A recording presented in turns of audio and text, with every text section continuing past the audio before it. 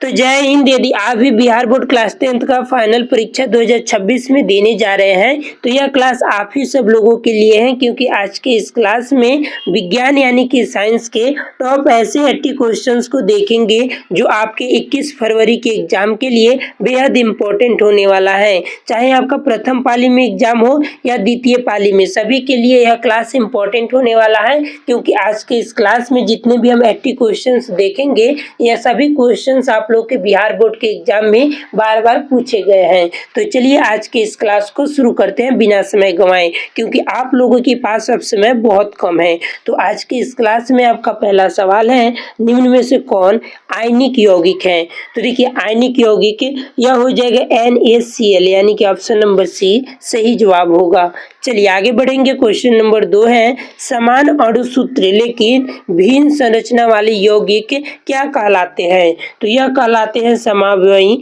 यानी कि option number B correct answer है। ठीक है, चलिए आपका अगला सवाल है, एल्काइन का सामान्य सूत्र क्या है? तो देखिए एल्काइन का सामान्य सूत्र होता है CnH2n-2, यानी कि ऑप्शन नंबर सी सही जवाब होगा। चलिए आपका अगला सवाल है, ब्यूटेन के समवायों की संख्या क्या है? देखिए दोस्तों, ब्यूटेन के समवायों की संख्या यह हो जाएगा 2, यानी कि ऑप्शन नंबर बी सही जवाब है। आगे बढ़ेंगे। क्वेश्चन नंबर 5 है, मीथेन में सहसंयोजक बंधों की संख्या क्या है? 2 है, 3 है, 4 है, 5 है। तो देखिए मीथेन में सहसंयोजक बंधों की संख्या यह हो जाएगा 4, यानी कि ऑप्शन नंबर सी सही जवाब है। आगे बढ़ेंगे। अगला सवाल है, एल्कीन का सामान्य सूत्र है? तो एल्कीन का सामान्य सूत्र होता है CnH2n, यानी कि ऑप्शन नंबर बी सही जवाब हो जाएगा। आगे बढ़ेंगे। क्वेश्चन नंबर 7 है, निम्न में से कार्बन का अपरूप क्या है? तो देखिए कार्बन का अपरूप हो जाता है, आपके ऑप्शन है हीरा, ग्रेफाइट, फुलरीन, उपयुक्त सभी। तो ऑप्शन नंबर डी उपयुक्त सभी सही जवाब हो जाएगा। ठीक है, चलिए अगला सवाल है, विद्युत आवेश का SI मात्रक क्या है? यानी कि विद्युत आवेश की SI इकाई क्या है, मात्रक भी दिया रहता है। वेरी इंपॉर्टेंट है दोस्तों, क्योंकि ये बार बार एग्जामों में पूछे गए हैं। ठीक है, तो आप लोग बिल्कुल अच्छे से देख लीजिएगा। विद्युत आवेश का SI मात्रक होता है ऑप्शन नंबर सी कूलॉम, यानी कि ऑप्शन नंबर जो है सी बिल्कुल सही जवाब हो जाएगा। आगे बढ़ेंगे। आपका अगला सवाल है, ओम के नियम का सूत्र क्या है? यह भी काफी ज्यादा इंपॉर्टेंट है। तो देखिए ओम के नियम का सूत्र यह हो जाता है V बराबर IR, यानी कि ऑप्शन नंबर ए सही जवाब है। आगे बढ़ेंगे। क्वेश्चन नंबर 10 है, घरों में आने वाली विद्युत धारा होती है, जो घर में विद्युत आता है, मतलब जो लाइन आता है हम लोगों के घरों में, वो कौन सा विद्युत होता है? तो यह विद्युत हो जाता है option number D AC 220V, यानी कि ऑप्शन नंबर जो है डी आपका सही जवाब है। दोस्तों अभी तक आपने इस वीडियो को यानी कि इस क्लास को लाइक नहीं किया है तो क्लास को लाइक कीजिए, चैनल पे नए तो चैनल को सब्सक्राइब कीजिए और दोस्तों के पास भी शेयर कीजिए। ठीक है, और कमेंट बॉक्स में आंसर जरूर बताइएगा। आगे बढ़ेंगे। आपका अगला सवाल है, तारे टिमटिमाते क्यों हैं? तो देखिए आपके ऑप्शन है परावर्तन के कारण, विवर्तन के कारण, प्रकीर्णन के कारण या वायुमंडलीय अपवर्तन के कारण। तो तारे जो टिमटिमाते हैं यह टिमटिमाते हैं वायुमंडलीय अपवर्तन के कारण, यानी कि ऑप्शन नंबर डी सही जवाब होगा। चलिए आगे बढ़ेंगे। अगला सवाल है, श्वेत प्रकाश का विचलन सबसे अधिक होता है? तो श्वेत प्रकाश का जो विचलन होता है यह सबसे अधिक होता है बैगनी में, यानी कि option number D correct answer हो जाएगा बैगनी। ठीक है, चलिए आगे बढ़ेंगे। आपका अगला सवाल है, मानव नेत्र में प्रतिबिंब बनता है?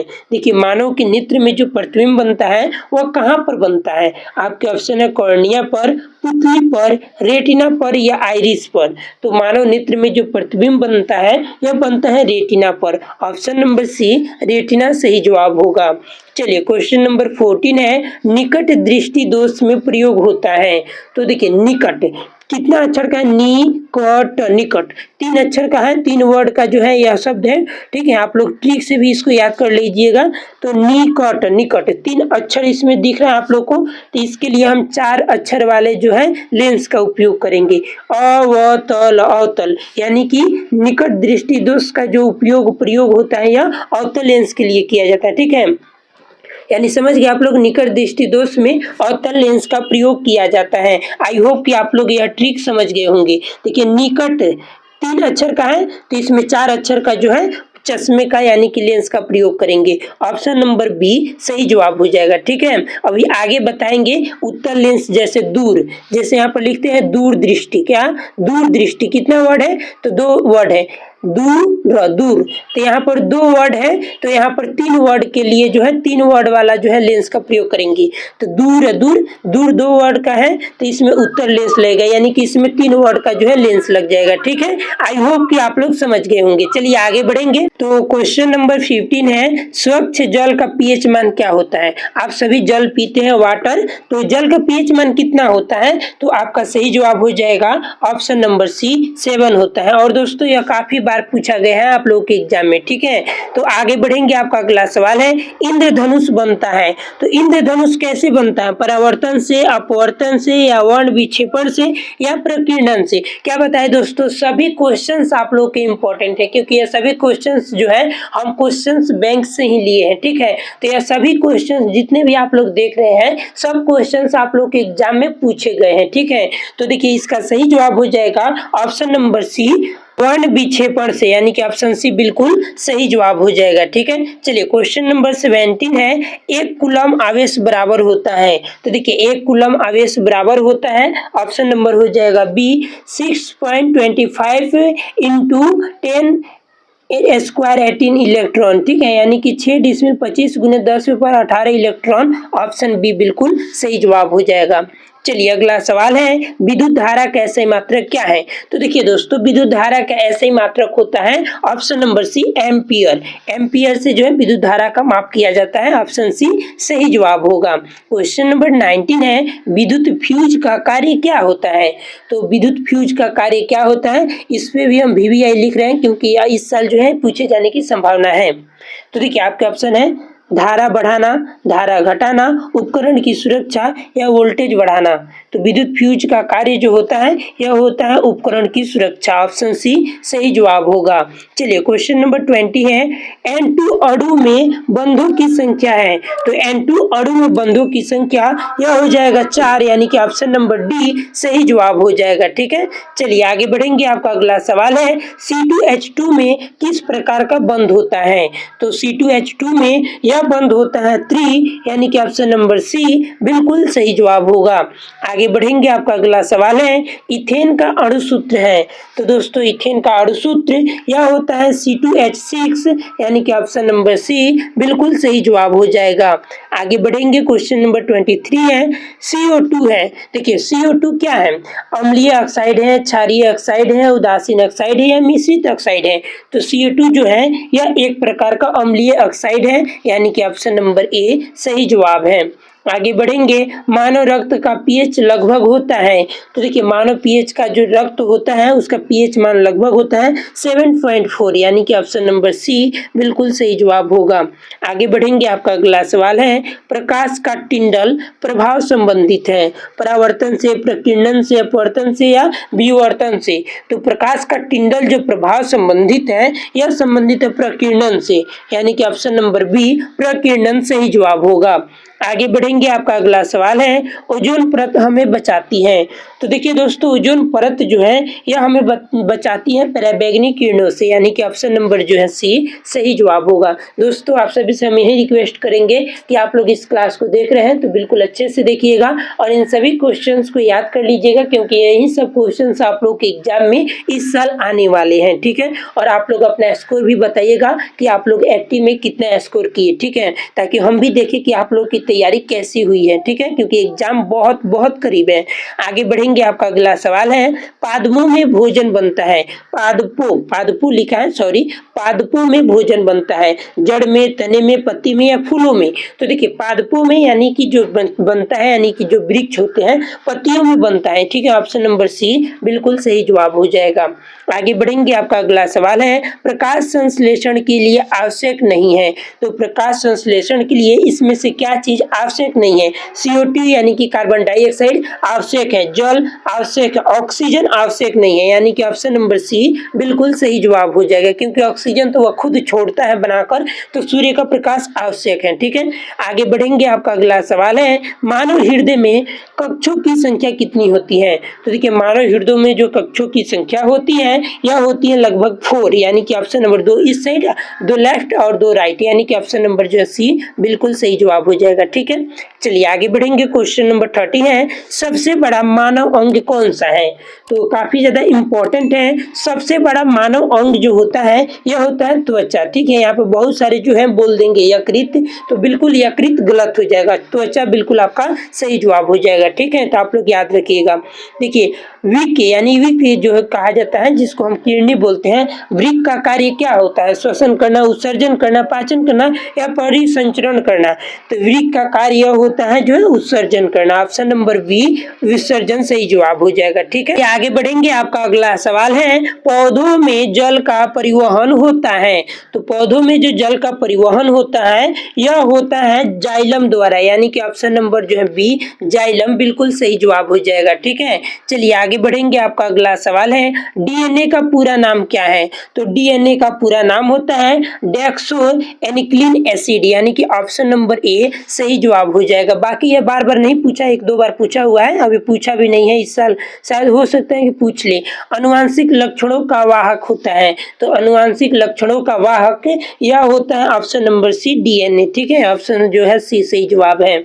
आगे बढ़ेंगे। क्वेश्चन नंबर 35 है, कोशिका की ऊर्जा मुद्रा कहलाती है। तो कोशिका की ऊर्जा मुद्रा यह कहलाती है एटीपी, यानी कि ऑप्शन नंबर सी सही जवाब होगा। आगे बढ़ेंगे। अगला सवाल है, पर्यावरण दिवस कब मनाया जाता है? तो आप सभी जानते हैं पर्यावरण दिवस यह मनाते हैं 5 जून को, ऑप्शन बी 5 जून सही जवाब होगा। आगे बढ़ेंगे। आपका अगला सवाल है, गंगा एक्शन प्लान कब शुरू हुआ? तो जो गंगा एक्शन प्लान शुरू हुआ था यह हुआ था 1985 में, ऑप्शन नंबर सी सही जवाब होगा। आपका अगला सवाल है, सबसे अधिक जल प्रदूषण होता है। तो देखिए, सबसे अधिक जो जल प्रदूषण होता है क्या चीज से होता है? आपके ऑप्शन है उद्योग से, कृषि से, घरेलू कचरे से या उपयुक्त सभी से। तो उपयुक्त सभी हो जाएगा, ऑप्शन नंबर जो है डी सही जवाब है। चलिए आगे बढ़ेंगे। आपका अगला सवाल है, जैव अपघटनीय कचरा है, यानी कि जैव अपघटनीय कचरा क्या होगा? तो आपका सही जवाब हो जाएगा सब्जी का जो है छिलका, यानी कि मतलब इसको मतलब आप लोग अपघटनीय कचरा नहीं मान सकते, इसको जहाँ फेंकिएगा कहीं पर यह गल जाएगा, लगभग 5 से 10 दिन में मतलब गल जाएगा, यह कोई कचरा नहीं है, इसीलिए जैव अपघटनीय हो जाएगा। ऑप्शन नंबर जो है सी बिल्कुल सही जवाब है। चलिए क्वेश्चन नंबर 40 है, ध्वनि तरंगे होती हैं। तो ध्वनि तरंगे जो होती हैं यह एक प्रकार की अनुदैर्घ्य होती है, ऑप्शन नंबर ए बिल्कुल सही जवाब है। चलिए दोस्तों आगे बढ़ेंगे।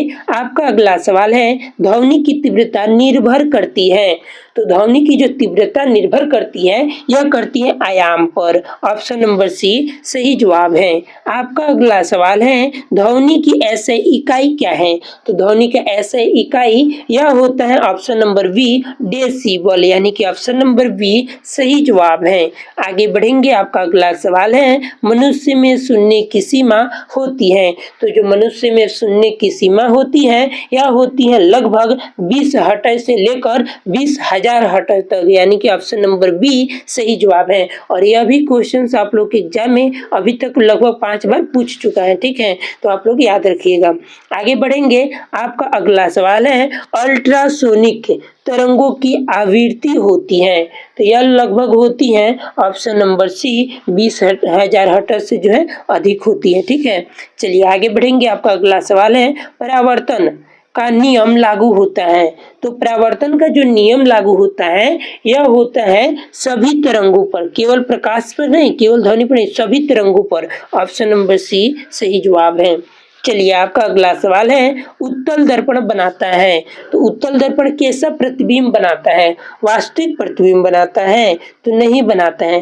काल्पनिक प्रतिबिंब बनाता है? तो यस, काल्पनिक प्रतिबिंब बनाता है। ठीक है, और उल्टा प्रतिबिंब बनाता है? तो देखिए ऑप्शन बी बिल्कुल सही जवाब हो जाएगा। ठीक है, चलिए आगे बढ़ेंगे। आपका अगला सवाल है, अवतल दर्पण का उपयोग होता है। तो अवतल दर्पण का उपयोग कहाँ कहाँ होता है? गाड़ियों के साइड मिरर में। तो देखिए अवतल दर्पण का उपयोग गाड़ियों के साइड मिरर में तो उत्तल लेंस का उपयोग किया जाता है, क्योंकि इसमें जो है बड़ा दिखाता है अवतल लेंस में। तो सेविंग मिरर में बिल्कुल ऑप्शन नंबर जो है बी सही जवाब हो जाएगा। सड़क दर्पण में तो इसमें भी उत्तल किया जाता है, सुरक्षा दर्पण में उत्तल किया जाता है, इसे भी आप लोग याद रखिएगा। ठीक है, उत्तल हो जाएगा, ऑप्शन बी सही जवाब है। आगे बढ़ेंगे। आपका अगला सवाल है, शक्ति का ऐसा ही मात्रक क्या है? देखिए अगर आपके पास शक्ति हो जाएगा तो आप किसी का भी वाट लगा सकते हैं। ऐसे नहीं बोलते हैं कि शक्ति हो जाएगा तो हम किसी का भी वाट लगा सकते हैं। ऑप्शन नंबर बी ट्रिक हो गया, ऑप्शन बी सही जवाब है। आगे बढ़ेंगे। आपका अगला सवाल है, 1 किलोवाट बराबर कितना होता है? तो देखिए 1 किलोवाट बराबर 1000 वाट हर्ट्ज होता है, यानी कि ऑप्शन नंबर जो है सी बिल्कुल सही जवाब हो जाएगा। ठीक है, आगे बढ़ेंगे। आपका अगला सवाल है, विद्युत ऊर्जा की व्यावसायिक इकाई क्या है? तो देखिए विद्युत ऊर्जा की व्यावसायिक इकाई जो होता है यह हो जाएगा ऑप्शन नंबर सी यूनिट, यानी कि ऑप्शन नंबर सी आपका सही जवाब है। आप लोग देखते हैं, आप लोग के जो घर में बिजली जलती है उसमें यूनिट उठता है कि इतना यूनिट जो है हम आपके जो है घर में उठ गया। ठीक है, तो विद्युत ऊर्जा का क्या होता है? व्यावसायिक इकाई यूनिट। ठीक है, इसको ऐसे मात्रक भी बोल सकते हैं। आगे बढ़ेंगे। आपका अगला सवाल है, पौधों में श्वसन होता है। तो देखिए पौधों में श्वसन कैसे होता है? केवल दिन में नहीं, केवल रात में नहीं, दिन और रात दोनों समय होता है। ऑप्शन नंबर सी सही जवाब होगा। आगे बढ़ेंगे। आपका अगला सवाल है, पाचन एंजाइम पेंसिन कार्य करता है। तो पाचन एंजाइम जो कार्य करता है यह करता है अमाशय में, यानी कि ऑप्शन नंबर जो है बी अमाशय बिल्कुल सही जवाब हो जाएगा। अमाशय में ही सभी जो है पाचन ग्रंथियां से आकर जो है रस मिलते हैं और अमाशय में ही पाचन का क्रिया शुरू होता है। ठीक है, चलिए आगे बढ़ेंगे। आपका अगला सवाल है, रक्त का लाल रंग होता है। तो रक्त का जो है लाल रंग यह होता है हीमोग्लोबिन के कारण। ठीक है, ऑप्शन नंबर जो है ए बिल्कुल सही जवाब हो जाएगा। और देखिए दोस्तों एक और चीज पूछता है कि पेड़ों का जो है पत्तों का जो है रंग हरा क्यों होता है? तो यह होता है क्लोरोफिल के कारण। ठीक है, इसे भी याद रखिएगा आप लोग, क्लोरोफिल के कारण जो है पौधों का रंग हरा होता है। ठीक है, और खून का रंग जो लाल होता है मनुष्य के, यह होता है हीमोग्लोबिन के कारण। आगे बढ़ेंगे। अगला सवाल है, हृदय की धड़कन नियंत्रित होती है। तो देखिए हृदय की जो धड़कन नियंत्रित होती है मस्तिष्क से, तो बिल्कुल ऑप्शन नंबर ए मस्तिष्क ही हो जाएगा। ऑप्शन नंबर जो है ए आपका बिल्कुल सही जवाब हो जाएगा। ठीक है, ऐसे नोट से हो सकता है दोस्तों। तो यहाँ पर हमको थोड़ा सा डाउट हो रहा है, बाकी आपका ऑप्शन नंबर सी ही बिल्कुल सही जवाब हो जाएगा। तो आप लोग अच्छे से देख लीजिएगा, क्योंकि हम यहाँ पर आप लोग मतलब बताइएगा, इसका आंसर आप लोग बताइएगा। हमें उम्मीद है कि ऐसे नोट से ही होता है। ठीक है, थोड़ा सा डाउट है, बाकी आप लोग कमेंट करके बताइएगा। आगे बढ़ेंगे। आपका अगला सवाल है, मानव में गैसों का आदान प्रदान होता है। तो देखिए मानव में गैसों का आदान प्रदान जो होता है यह होता है ऑप्शन नंबर सी एल्वियोली में, यानी कि ऑप्शन नंबर जो है सी बिल्कुल सही जवाब हो जाएगा। श्वासन नली में नहीं होता है, ब्रोंकास में नहीं होता है। चलिए आगे बढ़ेंगे। आपका अगला सवाल है, पौधों में उत्सर्जन होता है। तो पौधों में जो उत्सर्जन होता है यह होता है पत्तियों से, जड़ों से, रंध्रों से, सभी से, यानी कि ऑप्शन डी सही जवाब है। चलिए आपका अगला सवाल है, जैव विविधता का संरक्षण आवश्यक है क्योंकि क्यों आवश्यक है? तो आपके ऑप्शन है भोजन के लिए, बिल्कुल सही जवाब हो जाएगा। पर्यावरण संतुलित के लिए सही जवाब है। औषधि के लिए बिल्कुल सही जवाब है, यानी कि इनमें से सभी कारण हो सकते हैं। ऑप्शन नंबर जो है डी करेक्ट आंसर है। आपका अगला सवाल है, सबसे हल्की धातु कौन है? तो देखिए सबसे हल्की धातु जो होती है यह होती है लिथियम। आप सभी जानते हैं लिथियम जो कि सबसे हल्की धातु है। ऑप्शन डी सही जवाब है। और यह क्वेश्चंस बार बार पूछे गए हैं। सबसे भारी धातु कौन सी है? यह भी क्वेश्चंस आप लोग के एग्जाम में बार बार पूछे गए हैं कि सबसे भारी धातु कौन सी है। तो सबसे भारी जो धातु होती है, यहाँ पर बहुत सारे लोग हीरा मार देते हैं, हीरा और यहाँ पर सोना भी कितने लोग को जो है आंसर आ जाता है सोना। तो देखिए हीरा नहीं दिया है तो ऑस्मियम हो जाएगा, यदि हीरा दिया रहता तो हीरा हो जाता, ठीक है, बाकी सोना यहाँ पर नहीं होगा। आगे बढ़ेंगे, आपका अगला सवाल है अम्ल का स्वाद होता है। तो अम्ल का स्वाद कैसा होता है, आप सभी जानते हैं अम्ल का स्वाद खट्टा होता है। Option number C correct answer है।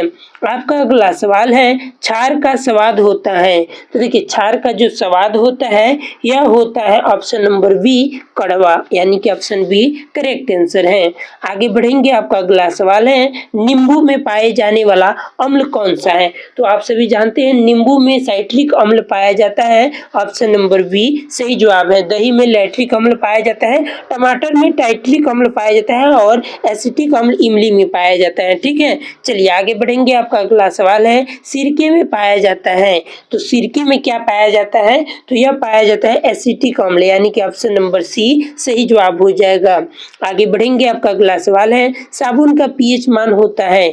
तो साबुन का पीएच मान, जो कि हम नहाते हैं साबुन से, उसका पीएच मान होता है 10 से 9 से 10, यानी कि ऑप्शन नंबर सी सही जवाब है। आपका अगला सवाल है धातुओं का चालकता होती है, यानी कि धातुओं की चालकता होती है कम, शून्य, अधिक या अस्थिर।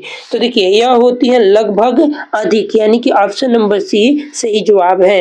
आगे बढ़ेंगे, आपका अगला सवाल है अधातु सामान्यता होती है। तो आप सभी जानते हैं धातु कैसी होती है, चमकीला नहीं, भंगुर होती है, बिल्कुल ऑप्शन नंबर जो है बी सही जवाब है। आगे बढ़ेंगे, आपका अगला सवाल है लोहे में जंग लगने के लिए आवश्यक है। तो लोहे में जंग लगने के लिए क्या आवश्यक है, केवल ऑक्सीजन नहीं, केवल ऑक्सीजन से नहीं होगा, केवल जल नहीं, ऑक्सीजन और जल दोनों, यानी कि ऑप्शन नंबर सी सही जवाब है। आगे बढ़ेंगे, आपका अगला सवाल है स्टेनलेस स्टील है। तो देखिए स्टेनलेस स्टील जो है यह एक प्रकार का मिश्र धातु है, ठीक है, ऑप्शन नंबर जो है ए मिश्र धातु सही जवाब है। आपका अगला सवाल है पेट्रोलियम कहलाता है। तो देखिए पेट्रोलियम क्या कहलाता है, तो यह एक प्रकार का काला सोना कहलाता है, यानी कि ऑप्शन नंबर ए काला सोना सही जवाब होगा। आगे बढ़ेंगे, क्वेश्चन नंबर 70 है सीएनजी का पूरा नाम क्या होता है। तो देखिए सीएनजी का पूरा नाम यह होता है, ऑप्शन नंबर हो जाएगा ए कंप्रेस्ड नेचुरल गैस, यानी कि ऑप्शन जो है ए सही जवाब है। यह बार बार एग्जाम में नहीं पूछा है, वहीं एक दो बार पूछा हुआ है, तो हो सकता है कि पूछ भी सके, पर उम्मीद नहीं है, ठीक है। चलिए आगे बढ़ेंगे, कोयला है, कोयला एक प्रकार का कैसा है, नवीकरणीय संसाधन है, नहीं अनवीकरणीय संसाधन है, बिल्कुल। कोयला यदि एक बार खत्म हो जाएगा तो उसको पुनः हम प्राप्त नहीं कर सकते हैं, ठीक है। चलिए ऑप्शन जो है बी सही जवाब है। सबसे स्वच्छ ईंधन कौन सा है, कोयला, पेट्रोलियम, डीजल या सीएनजी गैस। तो देखिए सबसे स्वच्छ ईंधन जो है यह हो जाएगा option number D CNG gas, यानी कि ऑप्शन डी बिल्कुल सही जवाब है।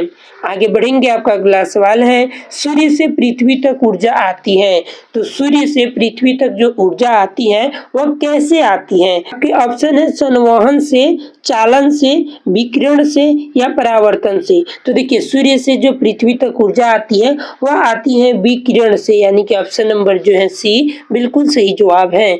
आगे बढ़ेंगे, आपका अगला सवाल है ऊर्जा संरक्षण का नियम देता है। तो देखिए ऊर्जा संरक्षण का नियम यह जूल देता है, यानी कि ऑप्शन नंबर जो है सी बिल्कुल सही जवाब है। चलिए क्वेश्चन नंबर 75 है 1 जूल बराबर होता है। तो 1 जूल बराबर दोनों हो जाएगा, यानी कि 1 न्यूटन गुने मीटर, 1 वाट गुने सेकेंड, यानी कि ऑप्शन नंबर जो है सी सही जवाब है। आगे बढ़ेंगे, आपका अगला सवाल है दाब का ऐसे मात्रक क्या है। तो देखिए यह इंपॉर्टेंट क्वेश्चन है, दाब का ऐसे मात्रक जो होता है वह होता है पास्कल, यानी कि ऑप्शन नंबर सी बिल्कुल सही जवाब हो जाएगा। सोचिए आप कहीं जा रहे हैं, ठीक है, वहां पर भीड़ में कोई आपको दाब दिया, ऐसे मतलब दाब दिया, देह से धकेल दिया, तो आपको क्या बोलेंगे, यू पास्कल, ठीक है, यानी कि ऑप्शन नंबर जो है सी बिल्कुल सही जवाब है। तो ऐसे भी आप लोग ट्रिक से याद कर सकते हैं कि दाब का ऐसे मात्रक पास्कल होता है। समझिए कहीं जा रहे हैं, आपको कोई ढकेल दिया, जिसको मतलब दाब दिया बोलते हैं, तो आप बोलिएगा यू पास्कल, यानी कि ऑप्शन सी सही जवाब है। चलिए अगला सवाल है तरल दाब निर्भर करता है। तो तरल दाब जो है यह निर्भर करता है घनत्व पर, हाँ घनत्व पर करता है, गहराई पर करता है, गुरुत्व पर करता है, यानी कि ऑप्शन डी बिल्कुल सही जवाब हो जाएगा, इनमें सभी पर करता है, ठीक है। चलिए क्वेश्चन नंबर 78 है उत्प्लावन बल की खोज की। देखिए उत्प्लावन बल की खोज किसने की? न्यूटन या आर्किमिडीज या गैलीलियो या आइंस्टीन। तो उत्प्लावन बल की खोज यह किए थे ऑप्शन नंबर बी आर्किमिडीज, यानी कि ऑप्शन बी आपका सही जवाब है। चलिए क्वेश्चन नंबर 79 है, पृथ्वी पर गुरुत्व त्वरण का मान क्या है? तो यह हो जाएगा ऑप्शन नंबर बी, बिल्कुल सही जवाब हो जाएगा। ठीक है, चलिए अब अंतिम प्रश्न जिसका आंसर आप सभी को कमेंट बॉक्स में बताने हैं। वस्तु का भार निर्भर करता है द्रव्यमान पर, गुरुत्व पर, स्थान पर या इनमें से सभी पर। तो इसका सही आंसर क्या होगा आप सभी कमेंट बॉक्स में बताइए और दोस्तों के पास क्लास को शेयर कीजिए। और अभी तक आप लोगों ने वीडियो को लाइक नहीं किया तो वीडियो को लाइक कीजिए और हमारे स्मार्ट स्टडी ऑनलाइन क्लासेस को सब्सक्राइब जरूर कीजिए। और आप सभी अपना स्कोर भी बताइएगा कि आप लोगों ने 80 में कितना स्कोर किया। मिलते हैं ऐसे ही किसी और वीडियो के साथ, ऐसे ही किसी और क्लास के साथ। तब तक के लिए धन्यवाद।